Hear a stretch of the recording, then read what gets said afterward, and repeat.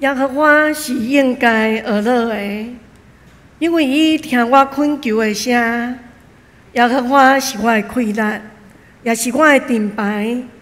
我的心倚靠伊，我就得到帮赞。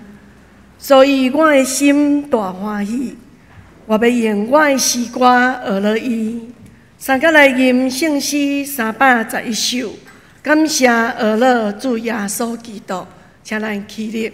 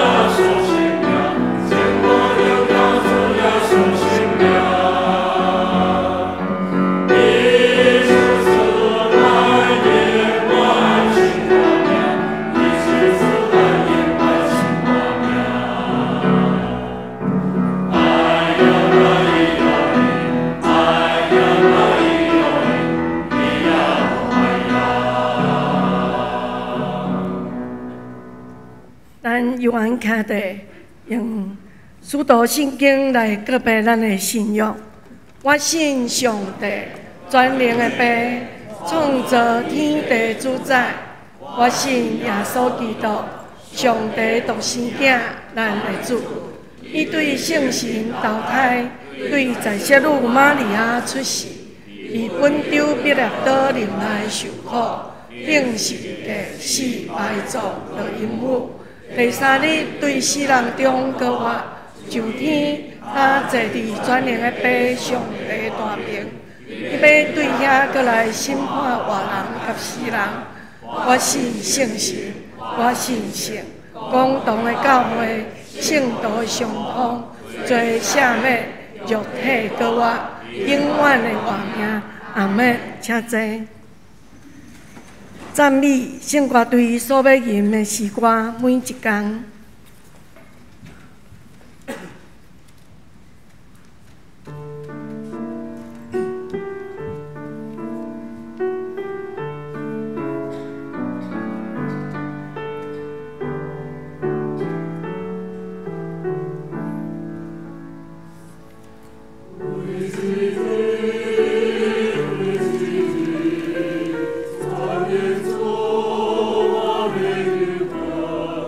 我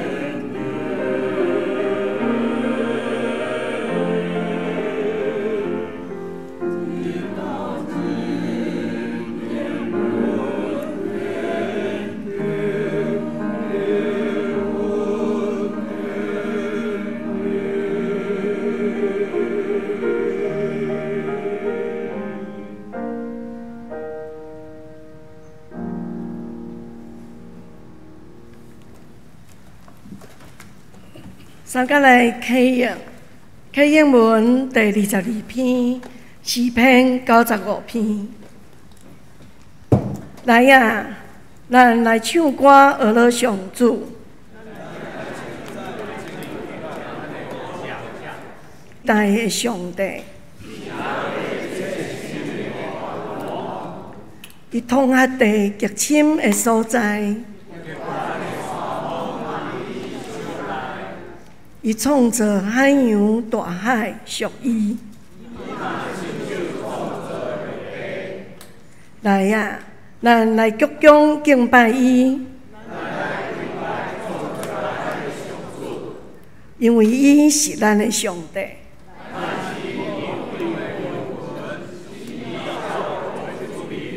咱同心来祈祷，天阮的上帝。感谢你用慈悲仁爱和宽待阮，互阮无因为罪的缘故来被无。恳求主耶稣基督的真光照入阮的心内，容阮通伫阿爸爸上帝面前来悔改。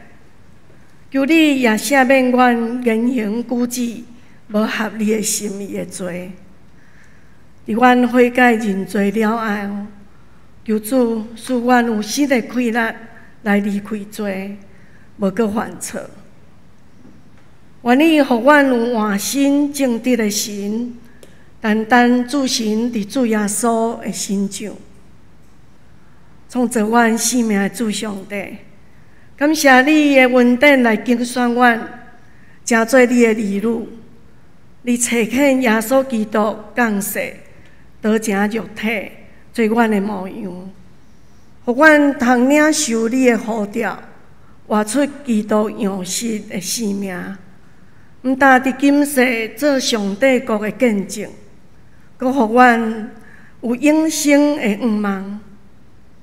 受赐活命的主上帝，你无看轻阮的卑微甲软弱，你爱阮温群为你做工。求你感动阮有甘愿服侍的心，也求圣神感动引带阮行阮该行的路，互阮伫逐款的境遇中不断来仰望你，听候上帝你的指示，通动工。当阮信心软弱的时，恳求你，互阮经历基督的恩典。通回应顺服你的呼召，互阮的生命的故事，成做甲基督同行的故事，也互人会当对阮的生命中看见基督，成做正人的祝福。祈祷拢是奉耶稣基督的名，阿门。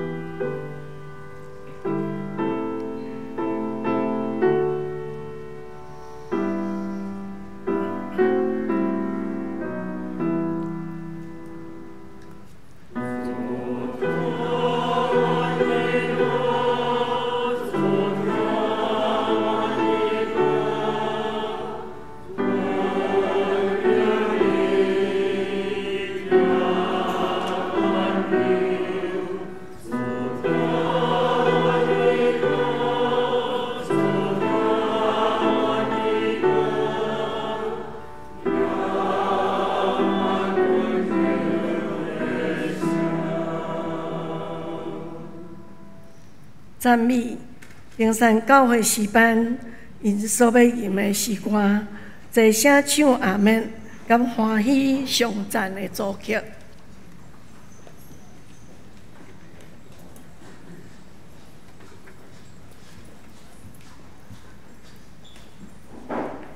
各位亲爱的弟兄姐妹，大家主日平安。感谢上帝的带领，让我们今天借着玉山神学院的纪念主日，台湾中会的平山教会可以一起来跟大家敬拜上帝。这个时候我们要献2首诗歌，第一首就是我们的圣诗里面的297首，齐声唱阿们。那等一下呢，请大家可以跟着我们一起唱，我们就一起来唱。我们在教会大部分是使用排湾圣诗，但是我们也非常非常喜欢我们现在的这个圣诗，所以当我们学习到这首诗歌的时候，我们恨不得就想用我们的语言来唱它。我们看见上帝他创造万族万民，他奇妙的创造。第二首是排湾族3首民谣改编而成的欢欣颂赞组曲。排湾族有分北中南3个区域，那我们当中呢就是来自北中南3个区域的族群，让我们今天一起欢欣颂赞我们的神。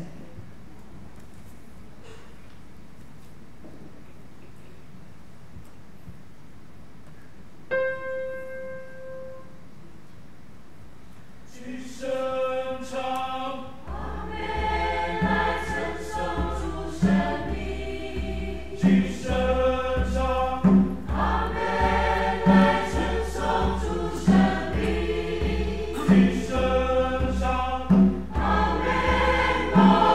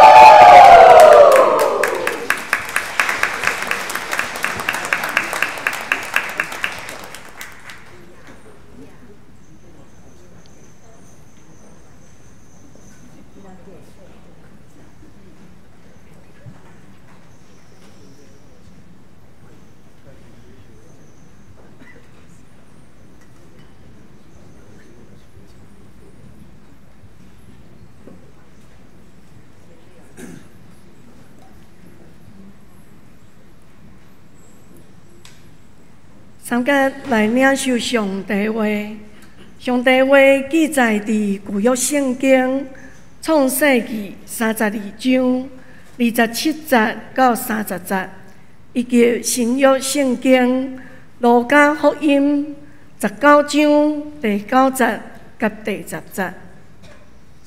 创世纪32章27节，迄个人讲：“你号做啥物名？”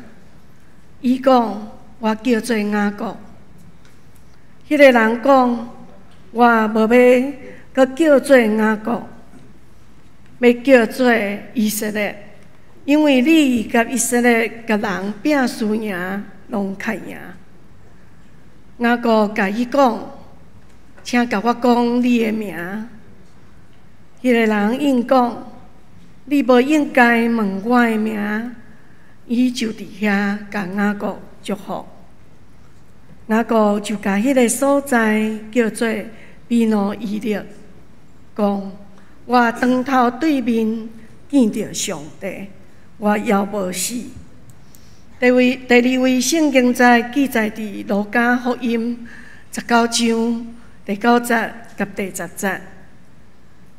耶稣对伊讲：“今仔日拯救已经临到这个家，因为伊嘛是亚伯拉罕的子孙。人子来是要追找佮拯救失落的人。愿上帝话赐福听伊的话佮行伊的话的人。讲到伊部分牧师所要传讲的信息，甲上帝相拄。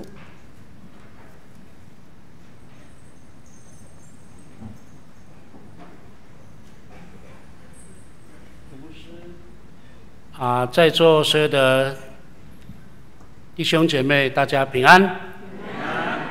感谢主。今仔日做好的时间，会当来遮代表游山，然后跟大家请安报告。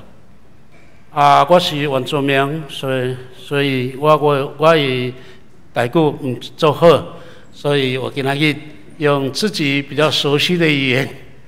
北京话来分享上帝的话。我代表玉山神学院的董事会以及我们的院长瓦利斯牧师，跟所有在座的弟兄姐妹说声谢谢，感谢教会能够接纳我来到这里做请安，也更感谢过去教会对玉山神学院的关心以及支持。刚刚在牧师讲到以前，平常教会圣灵蓝首歌不知道好不好听，因为我都没有看到你们微笑，因为都有戴口罩。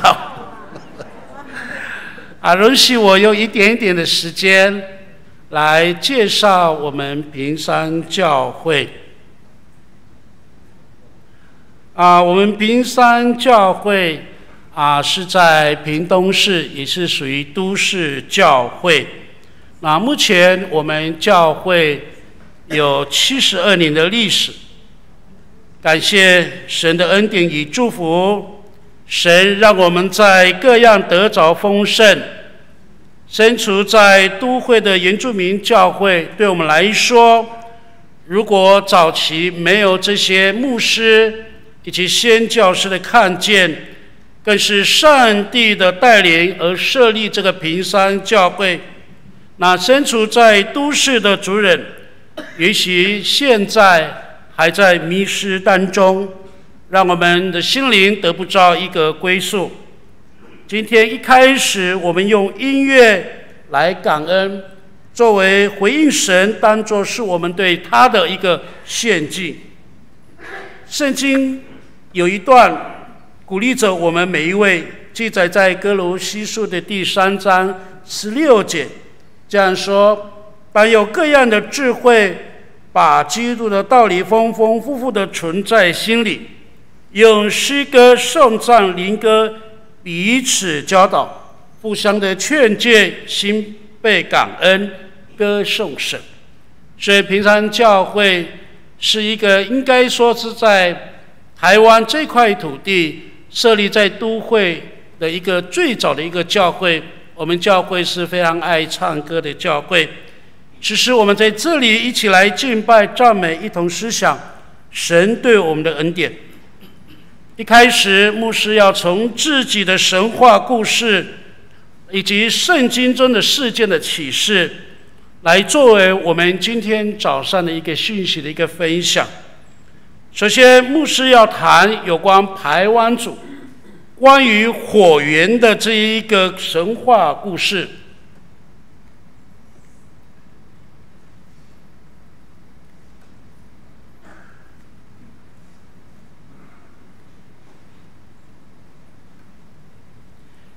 在排湾族的神话故事，这样有一段历史是这样说：在很早很早以前，有天大地突然起了暴风雨，下了很久，使得天日无光，那大地一片黑暗。当时洪水泛滥，人们因此而流散到各地方，甚至那个地方死了非常多的人。其中有一个部落，因为大水的关系，只剩下兄妹2个人。在2个人在黑暗当中，他们用石头来打火，可是他们一直不断的打火，只是点不着。于是他们就想了办法，用这个树枝含有这个油脂的树枝松树，然后呢再用石头在那里一直打，终于点着。当他们面向四面的时候，发现都是大水，所以他们就祈求上苍，希望水能够退去。果然不久，暴风雨停止了之后，洪水也退了。当天色仍然昏暗，那对兄妹仍然想要寻找安身的地方，但是他们所持的那一个松树的这个火已经灭了，大地又重现了那个黑暗的这个在那个之中。此时他们突然远远的眺望，看见海上的对面有火光，他们摸索着前进，在半途中遇到了许多的野鹿于是他们就跟那个鹿跟他们说，你们能不能游过去到海的对面帮我们取火？那个野鹿呢就欣然的高兴答应。他们下海的时候，因为那个鹿角太重而沉入大海。他们每次挣扎不断的想要前进的时候，但是都失败。不久，那个哥哥在微弱的光线之中看见了一个小小的一个金龟子停在他妹妹的头上，而那一只虫呢不断的在摩擦他的小腿，突然在摩擦那个小腿的时候，突然发出了小火光。从那个地方，这位兄妹就得到了启示，他们就用2根树枝来回的摩擦，果然生出火来。于是他们重新过着光明安定的生活。这个就是有关排湾族的有关火焰的这个传说。从神话的故事里面中，我们可以知道，我们的祖先想要改变黑暗的这个辖市，可是他们想要突破，可是都失败。虽然他们点燃那个树枝，但是不久即将熄灭，而大地又重新回到黑暗。最后因为外界飞来了一个小虫，由于它的动作使人们得到了一个启示。那个故事叙述着我们祖先在当时的生存，在那个环境里面是非常艰辛的。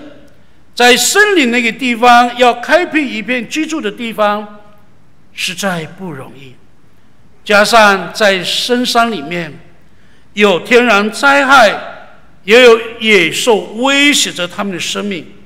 可以想象我们早期原住民的祖先，他们的生活一定也充满了许多的迷信，也许多的禁忌以及不可预知的事物。那也无疑当时最早期的那个生活也有许多的不安定性，以当时的医疗加上疾病，甚至死亡频频。那部落跟部落之间也有因为传统领域的关系而不时会有一些征战。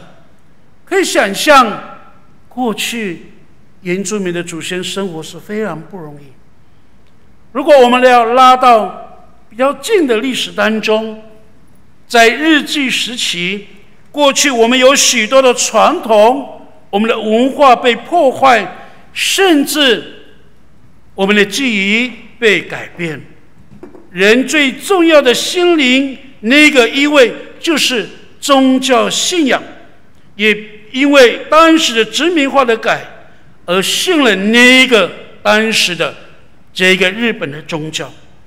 直到日本战败之后，许多的族人想要再次的寻找心灵的另外一个依归。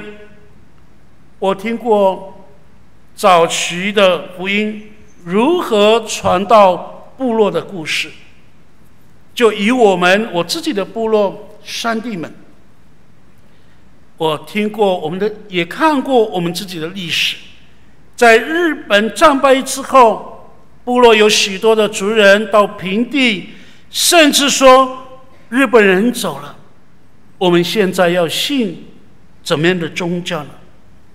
有一群长者到屏东这个地方去找基督徒，甚至问牧师说，我们部落的人想要找到一个信仰宗教，因为日本人走了，我们不知道要如何。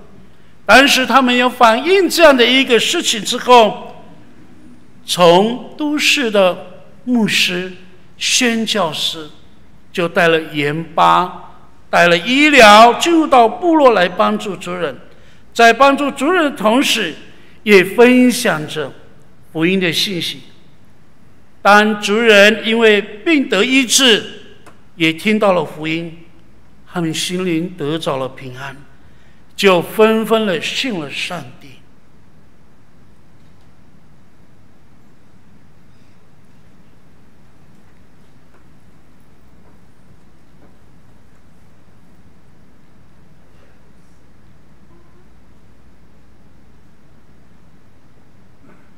也因为如此，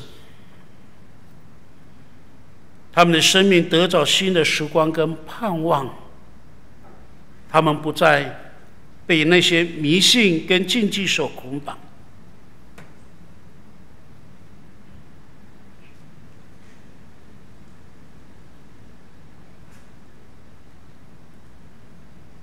无论是个人或团体，都像刚刚牧师所讲的神话故事一样，都想要从黑暗、恐惧、罪恶当中来解脱，但是靠自己是无法改变的，除非是由外界伸出援手来解救。回到圣经创世之中记载的故事，雅各的情形也是如此，这也是以色列或者全人类的一个经验。我们从圣经中我们可以看见雅各的故事。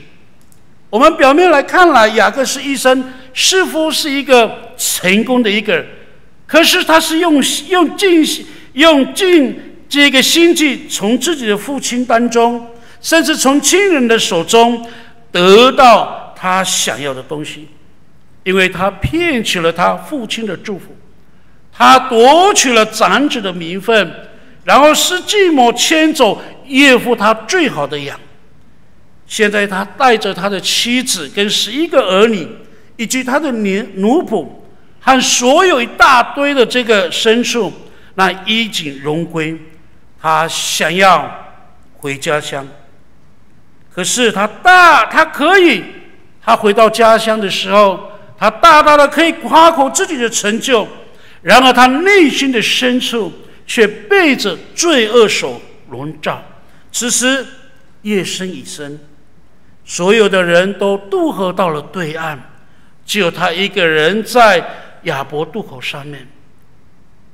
他想想过去的景象，他所有的景象一幕幕的重现在他的记忆当中，可是他心中惧怕，他再一次的在那个惧怕恐惧涌上他的心头。虽然20年来他一直不断的想要逃避，甚至想要掩埋那个事实，然而这些事情都没有消失。现在他不得已要去面对以扫这个事实，因为他也不知道以扫是不是忘记了那20年前对他的那个怨恨。我相信此时的雅各，他心情一定非常的沉重，他可能想这次的是否能够克服他要面对的问题，以过去的经验，或许带给他一些鼓舞跟一些经验。事实上，雅各他确实这样做，他运用自己的策略来应付他自己的危机，他用丰富的礼物跟人情一波波的呈现在以扫的面前，他想要借这个机会来要打消他以扫对他20年前的那个心头之恨。很明显的，20年之后的雅各他还是雅各，他从未失去他原本的本性，因为他想要靠自己的力量得到他想要得到的东西，他想要完全靠自己的解决方式来解决所遇到的问题。他不断的挣扎奋斗，熬过了20年，然而为的就是想要得到他这些想要得到的东西。我们可以说他一生当中是在黑暗中挣扎，无疑的是劳碌与奔波的打滚，他没有能力去改变这一切。就在黑夜的当中，突然有一个人与雅各摔跤。此人是谁？在黑暗当中突然冒出一个不明的身份，而且不发育的跟雅各摔跤，这是一个令人可怕的一个经验。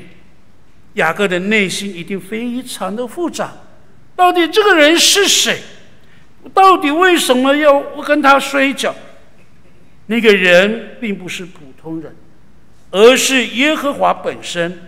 他亲自并直接的面对雅各，他要来改变他黑暗的生命。上帝本身主动引发了这一场的摔跤，使老旧的雅各败扁，然后重新得到更新，成为上帝所重用的器皿。在那一场的摔跤当中，雅各想问对方叫什么名字，可是他没有得到回答，这对他来说是好的，因为过去对上帝的了解，他只有在思想上的了解，也就是说，他知道有一位上帝，但上帝存在并未能够成为他日常生活以及经验的核心。雅各求问对方的这个名字，这样的一个要求也反映了古代希伯来人对名字的一个观念。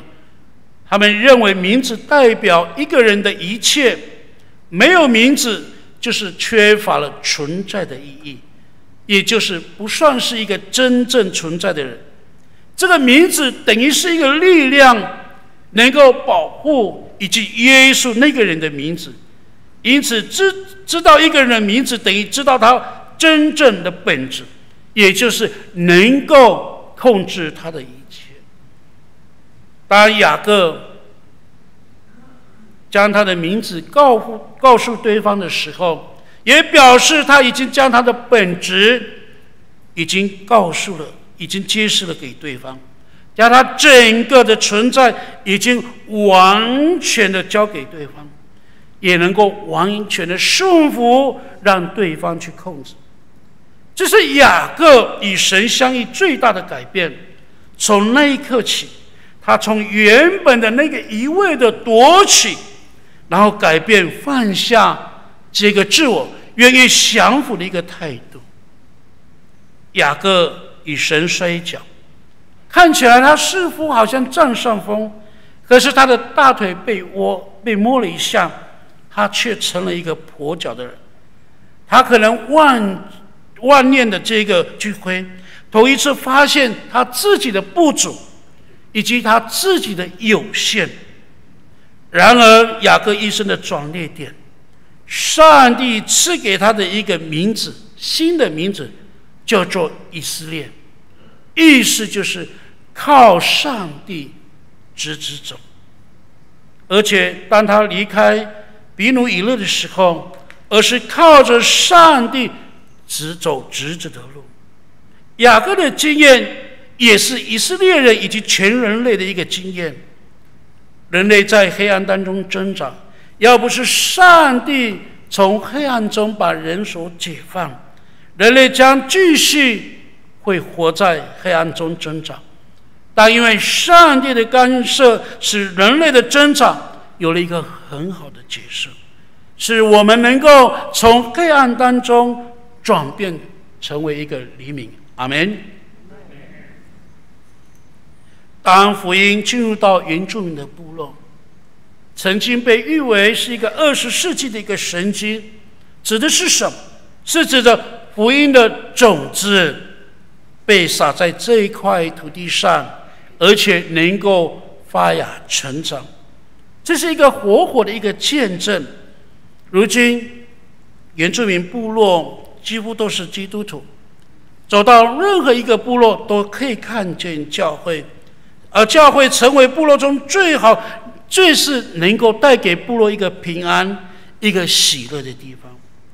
神给我们原住民很好的传统文化，而这些传统文化应该是被保留、被护正，因为这是上帝赐给原住民最好的礼物，如同语言、艺术、音乐等等。这是一个维系原住民族的一个价值，但是不会演的，有些记忆、一些禁忌，甚至那个召唤神灵的这些仪式，甚至这是不是人所能掌握的，这些很容易被那些不知名的这些灵所压制，所产生的那个恐惧跟不安，也有这样的一个意思。但我们要感谢的，过去宣教师以及所有关心台湾这块土地甚至福音的这些早期的牧师，在78年前设立了玉山神学院，在当时培育了许多的原住民的传道人。如今原住民几乎80%以上都是基督徒，长老教会有1300间的教会，而原住民教会就543间。这是圣灵的动工。如今我们不再为那个过去那些不好的习俗所束缚，我们因上帝的话被释放，耶稣已成为我们的救赎，因为他已经为我们承担了一切。现在我们没有任何的禁忌，我们也无需为过去的仪式禁忌所瑕疵，那就是我们在自己的历史当中可以看见，也能够见证上帝的作为与怜悯。这个就是我们所有原住民所亲身经历到的一个事实。正是我们身处在这个灰暗的世界，我们可以看到，从 FB 看到我们的教会为着现在政治的一个议题，这样的一个不公义的事情来做了一个祷告会。这个社会是灰暗的，我们在最近也经历到疫情，使人感到恐惧感。那一次的疫情让人感到离死亡是最近的一次，而唯一的盼望是上帝的救赎。现在原住民的处境深受现代化的冲击，我们的社会结构也改变了，我们生活的模式跟传统的习惯跟以前不同。过去也有更多的原住民族人离乡背井，进入到都市生活，我们的文化、语言、价值观念都在改变，我们也产生不少的社会问题，像道德、婚姻、经济、教育、适应、认同等等这些问题。面对许多的冲击跟问题的产生，有时候我们内心可能受到影响，而产生负面的悲伤与失望，甚至感觉到无力感。但是透过今天的一个故事，再一次的点醒我们，我也将自己全然交托给上帝，不依靠自己的能力想改变一切，把耶稣放在我们的心中，放在我们的生活中，而不是把耶稣只是放在我们的思想里面。要绝对相信我们的神是超乎我们所想的、所求的，他也知道你的需要，也知道你的一切。亲爱的弟兄姐妹，神赐给我们一切，我们应当用对神存有一个感恩的心。但是生活当中有一些不如意的事情发生的时候，我们总感觉到痛苦、难受，甚至我们会对神埋怨、误解，因为我们不明白神为什么会给我们摆设这些我们不喜欢的人事物。到底神的美意究竟是什么？所以当我们这样的时候，我们就很难从心里面发出对神感恩的赞美。我们要如何才能在各样的环境中对神存有感恩呢？所以改变这样的负面的想法，我们要用一个喜乐的心不住的祷告，神必会翻转这一切。亲爱的弟兄姐妹，我们知道玉山神学院在04-4月3号的花莲的地震，那个地方造成许多的人伤亡，特别玉山神学院受到严重的灾情。目前玉神需要大家的关心与支持。作为一个基督徒的我们应该尽心也尽力的来让这个神以及培育牧者的一个学校早日能够重建。这一次邀请所有在座的每位弟兄姐妹，有机会欢迎你们来玉山神学院看一看这间美丽的花园。用这样的一个分享，透过上帝的也是原住民的一个历史经验，以及雅各的经验分享给大家。如果不是上帝的恩典，不是上帝的祝福，我们也没有机会坐在这里。阿们吗？所以我们带着这样的一个欢喜的心，我们原住民很喜欢唱歌，我们的所唱的歌都是对上帝的感恩之心。所以接下来我们还要用2首歌来献给我们的上帝。我们先做祷告。感谢我们在天上的父神，因着圣灵的带领，让我们能够在这里一起颂赞敬拜，并领受你的祝福。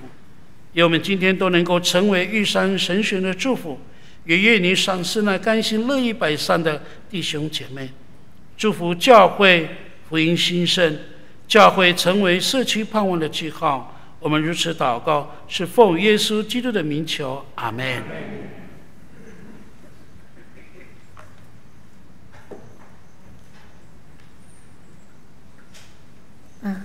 这是平山教会诗班要为咱来献诗，因所要献的诗歌，伊要指引甲上主拢保护你。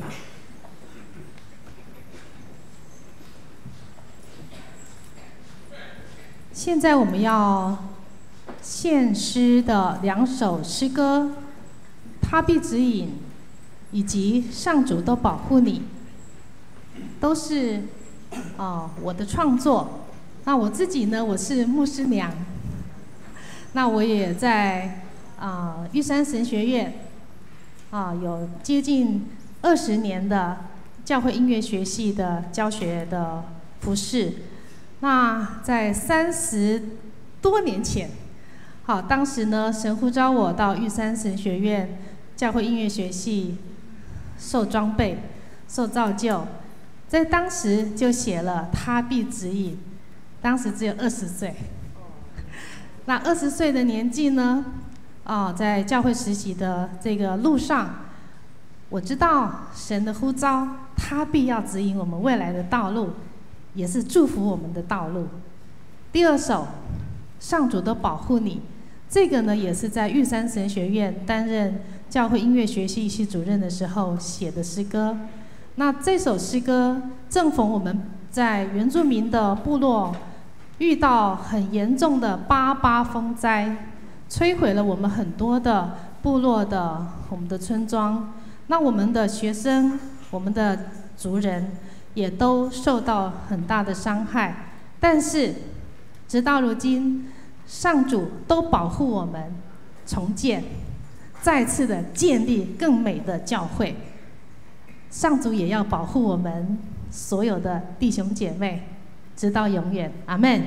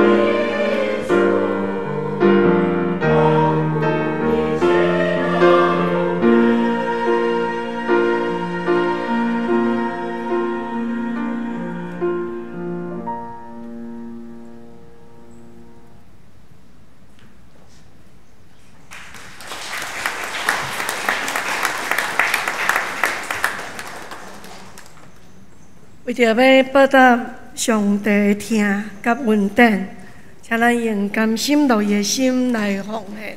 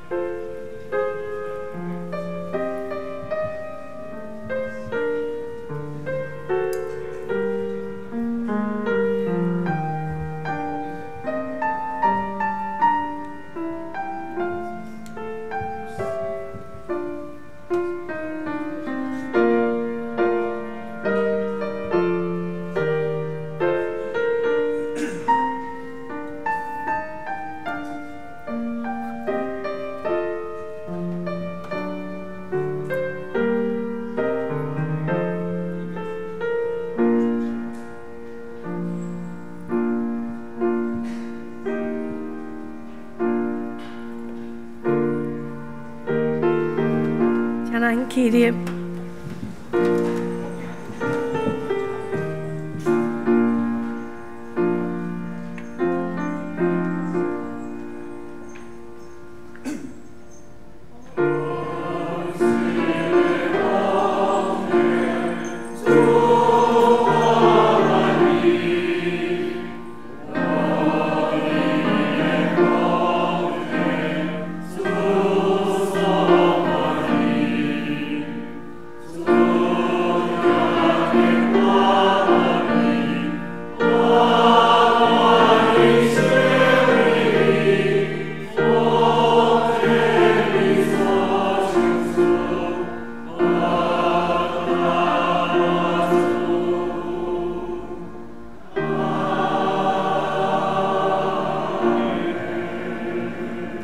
请坐。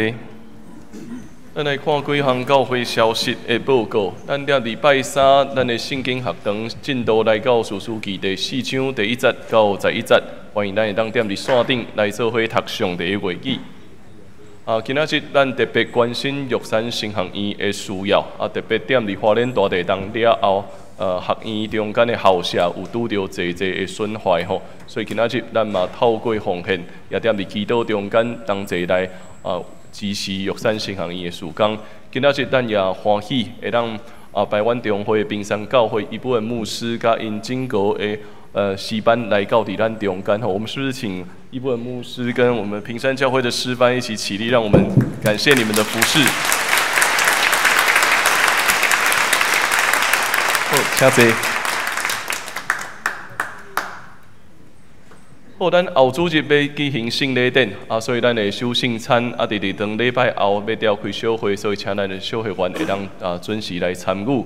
过来第3项传道部，台南中会传道部踮伫下晡有一个中职信徒训练会，踮伫看西街教会，欢迎咱会当做伙来参加。过来咱踮伫昨有举行菜市长老的追思告别礼拜，特别家属也感谢咱大家同齐的服侍甲关心吼。好，咱嘛踮伫拜五有举行迄个父兄兄安放礼拜，踮伫屏东日光园吼，今仔日俊然踮伫咱中间吼，过一摆咱大家来致谢吼，咱也踮伫祈祷中间继续祝福踮伫俊然兄因整个的家族，好，请坐。好，我做以上这个报告。歹势有一位新来的朋友踮伫咱中间，福明宏，这是俊霖的孙啊。俊霖的孙啊，福明宏有在这里吗？在那里，在那里，得降评家。请明宏可以起立一下，让我们看一下吗？让我欢迎你一下。对，一定管讲俊霖是阿姨。